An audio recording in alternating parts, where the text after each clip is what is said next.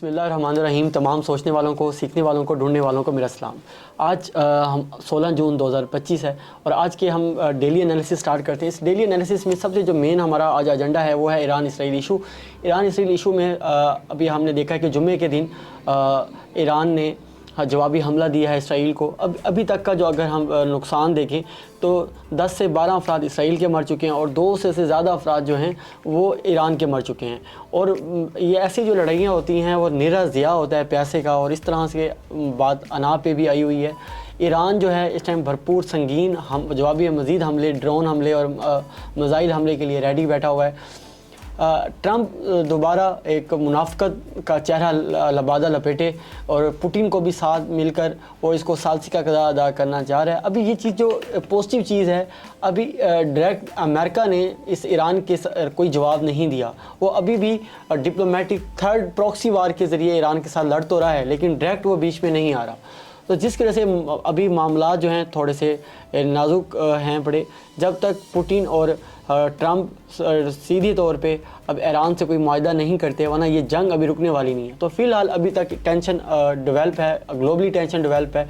Supply chain issue आएगा। Oil में अभी हमने इवन के पाकिस्तान में भी देखा है कि आज 7 रुपये रेट पेट्रोल का रेट भी लीटर बढ़ चुका है। और ये ईरान की अभी एक झलक है, इस ईरान इसराइल लड़ाई की एक झलक है। और इस तरह की मज़ीद अपडेट्स जो है मैं आपको पहले भी शॉर्ट्स के ज़रिए देता रहा हूँ, मज़ीद देता रहूँगा। एज अ ट्रेडर हमारे लिए आज क्या अपॉर्चुनिटी है, आज कहाँ से बाई करें, कहाँ से सेल करें, तो स्क्रीन पे आइएगा। तो सबसे पहले ये फॉरेक्स फैक्ट्री मैं आपके सामने ओपन किया और इस फॉरेक्स फैक्ट्री में हम देख पा रहे हैं कि ये जो वीक है 16 जून से लेके ऑनवर्ड 20 जून तक फुल पैक वीक है। इस वीक के अंदर मुख्तलिफ बैंक्स की तरफ के हम मीटिंग्स हैं। सबसे पहले तो जापानीज़ येन का ट्यूसडे को रेट अनाउंस हो रहा है। उसके बाद जो है FOMC है इस वीक। और दूसरा अगर हम देखें फ्रांस की तरफ से भी रेट अनाउंस है और रेट कट किया जा रहा है। और उसके बाद हमारे पास यहाँ पर भी UK की तरफ से भी मॉनेटरी पॉलिसी आ रही है। तो फिर ओडा की दोबारा स्पीच है। तो 3-4 बैंक्स और बड़े एक्टिव हैं, जिसमें जापानीज़ येन है, फेड है और स्विस फ्रांस है और UK है। ये 4 बैंक्स जो हैं एक्टिव हैं। तो मोस्टली कम होता है कि एक वीक के अंदर 4-5 बैंक्स जो हैं अपने रेट की और अपनी पॉलिसीज़ के बारे में बात कर रहे हो। तो इस वीक के अंदर रेंजेस बनने के ज़्यादा चांसेस हैं और एक मार्केट के अंदर एक अच्छी मूव मिल सकती है आपको। जब इस तरह की जब हॉट न्यूज़ होती हैं तो रेंजेस में अच्छी ट्रेड्स मिलती है। तो हम चार्ट के अंदर जाते हैं।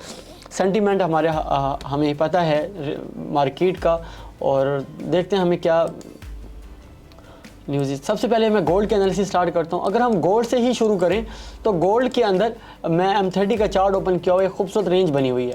तो मैं इस एसएल हंटिंग का वेट कर रहा हूँ। गोल्ड को मैं बाय करूँगा। 3390 और 3400 का जो लेवल है एक अच्छा बाइंग लेवल होगा। हम यहाँ से इससे ज़्यादा अगर वॉल्यूम आता है एज अ वॉल्यूम ट्रेडर तो हम इसे क्या करेंगे, गोल्ड को बाय करेंगे। अभी मेरा होल्ड है 1 बजे के 2 बजे के बाद अगर यहाँ से एसएल हंटिंग होती है या शाम को, तो हमें यहाँ गोल्ड की अच्छी बाइंग मिलेगी।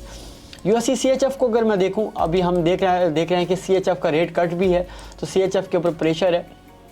लेकिन टेक्निकली अगर मैं यहाँ देखूं तो प्राइस अगर आपको इस एरिया पे मिलती है अगेन 0.8160 पे, तो अच्छी USD CHF में भी सेल आ सकती है। ये एरिया याद रखिएगा। BTC एक अच्छी रेंज के अंदर है। 1,11,270 की जो प्राइस है एक अच्छी सेलिंग एरिया होगा। मैं यहाँ से सेल देख रहा हूँ। हमारे 4 टच भी कंप्लीट होते हैं। तो यहाँ से क्योंकि जब भी सेंटीमेंट ऑफ होता है तो रिस्की एसेट से पैसा निकलता है, तो BTC के अंदर अच्छी सेलिंग आ सकती है। तो BTC को आप इस एरिया से सेल कीजिएगा। USD JPY की अगर हम बात करें तो USD JPY की इस टाइम जो रेट कट भी है और रेट अनाउंस है, तो उसके अंदर अभी न्यूट्रल रेट आ रहा है, इनलाइन रेट आ रहा है। तो ऐसे केस में तो हमें ये एक अच्छी अपॉर्चुनिटी मिल सकती है। 144 से या दूसरा 145 से। ये दो एक अच्छे लेवल्स हैं। इवन कि जहाँ पे यहाँ खड़ा है यहाँ से भी सेल कर सकते हैं। दूसरा 145.50 एक अच्छा लेवल होगा USD JPY को अगर आपने सेल करना है तो। आगे चलते हैं। यूरो USD सुपर बुलिश है। इसका टेक्निकल देख रही है कहाँ तक बुलिश है। इवन कि जहाँ मैं वीडियो बना रहा हूँ अब यहाँ से भी यूरो USD को बाय कर सकते हैं 16117, यानी कि अभी भी 40 पॉइंट की मूव जो है वो ड्यू है। तो आज के ये एनालिसिस ने मैंने बड़े सिंपल सादा अंदाज में बताया कि हमारे पास फॉरेस्ट फैक्ट्री में न्यूज़ हैं, हॉट न्यूज़ हैं सारी, तो वो रेंजेस बन सकती हैं। तो गोल्ड के अंदर कहाँ से बाई करना है, यूएससी JPY के अंदर, यूएससी CHF के अंदर अच्छी अपॉर्चुनिटीज़ हैं। तो ये हमारे ओवरऑल सारे एनालिसिस थे, ये मैंने प्राइजेस बताई हैं, आपने यहाँ से इसको बाय और सेल कीजिएगा। दूसरा मेन जो है फॉरेक्स लाइव ओपन करके बैठे रहना है, financialjuice.com, इसका लिंक भी मैं नीचे दे दूँगा कि जैसे ही ईरान और इसराइल की तरफ से अगर कोई डेवलपमेंट होती है अच्छी या बुरी, तो डायरेक्ट ये सारे फंडामेंटल, ये सारे एनालिसिस कैंसिल आउट हो जाएंगे और मार्केट उन्हीं डायरेक्शन में चली जाएगी। तो फ़िलहाल जब मैं वीडियो बना रहा हूँ तो टेंशन डेवलप है और आपने सेफ हेवन के अंदर बाइंग अपॉर्चुनिटी देखनी है, जिसमें USD CHF अच्छी सेल बन सकती है और गोल्ड अच्छे बाय बन सकते हैं। मेरे ये 2 फेवरेट पेयर्स हैं। उम्मीद है आज के एनालिसिस आपको पसंद आए होंगे। ऐसे एनालिसिस के लिए मेरे चैनल ट्रेडिंग विद आसिम के साथ आप जुड़े रहें। जज़ाक।